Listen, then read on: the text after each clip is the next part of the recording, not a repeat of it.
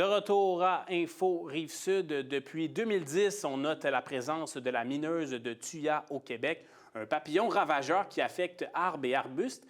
Mais dernièrement, ce sont dans les haies de cèdre de la Montérégie que l'on remarque une infestation alarmante, notamment à Saint-Amable et dans les environs. On en parle avec Stéphane Roy, il est expert en inspection, traitement et taille de haies de cèdre. Bonjour, M. Roy. Bonjour. Merci donc de nous informer de cet enjeu-là au niveau des haies de cèdre. Comment est-ce que ça se manifeste, cette dégradation rapide des haies de cèdre en Montérégie? C'est un papillon nocturne qui est arrivé par ici, sur la Rive-Sud. Là, peut-être 4 à 5 ans, on avait ça à Drummondville, beaucoup. Une infestation qui s'est envenue par ici. Fait que là, nous autres, on s'en est rendu compte un peu l'année passée.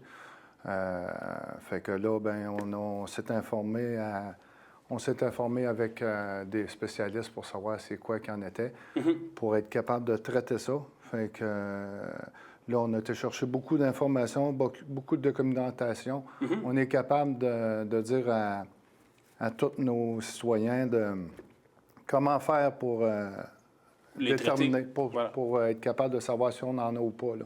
Voilà. Et donc, vous êtes donc c'est une entreprise pro-gestion qui s'occupe de tailler des haies de cèdre. C'est comme ça que vous êtes devenu au courant de ce problème par votre travail. Les clients nous appelaient et nous disaient là, on a un problème avec nos haies, c'est en train de brunir, ça se dégarnit, puis ils ne comprenaient pas c'est quoi qui se passait. Fait qu'on allait faire jeter un petit coup d'œil sur les haies, puis là, on voyait bien qu'il y avait une infestation majeure.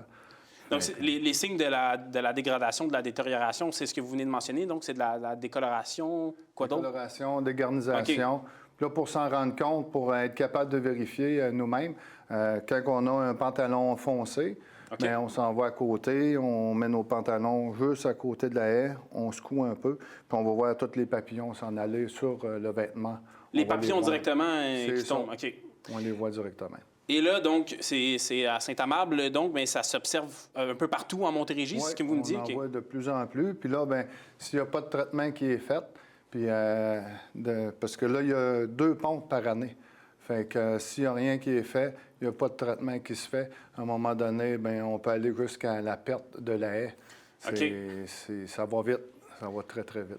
Et donc, cet insecte-là, c'est la mineuse de Thuya, son nom. C'est donc un papillon. Comment est-ce qu'il se rend? Comment ça se fait qu'il est présent dans les haies de cèdre, là? Bien, c'est ça. C'est envenu par ici. Fait que là, nous autres, on n'a pas le choix de...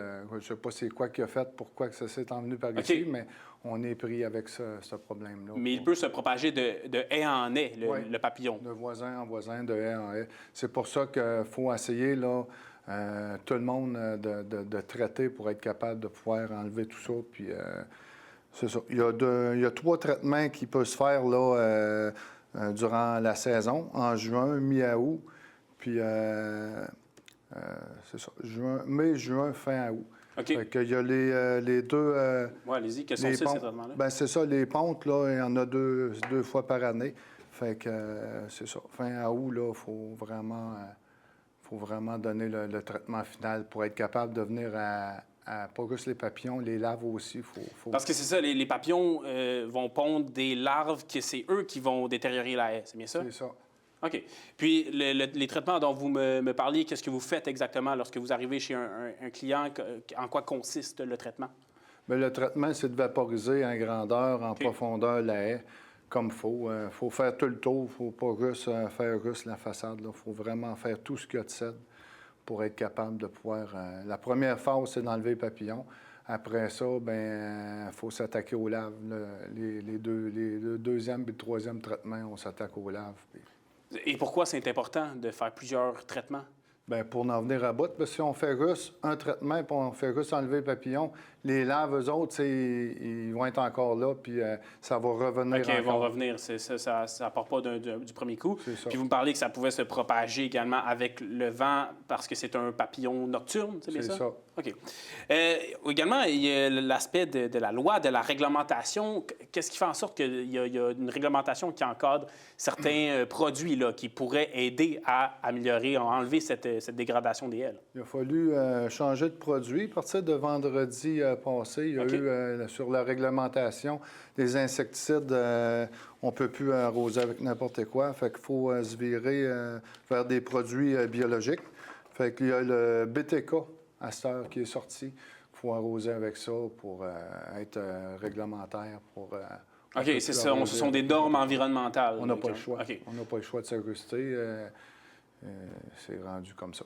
Et le BTK, c'est un vaporisateur? C'est un insecticide qu'on vaporise là, à grandeur des haies. Puis, c'est ça qui fait que ça va exterminer le papillon puis la lave. Et c'est des gens comme vous qui peuvent le faire, le vaporiser, ou n'importe qui, monsieur, madame, à la maison, peuvent le faire eux-mêmes? Bien, c'est assez difficile pour avoir les produits le BTK. Il faut avoir quand même un permis pour pouvoir aller chercher ça.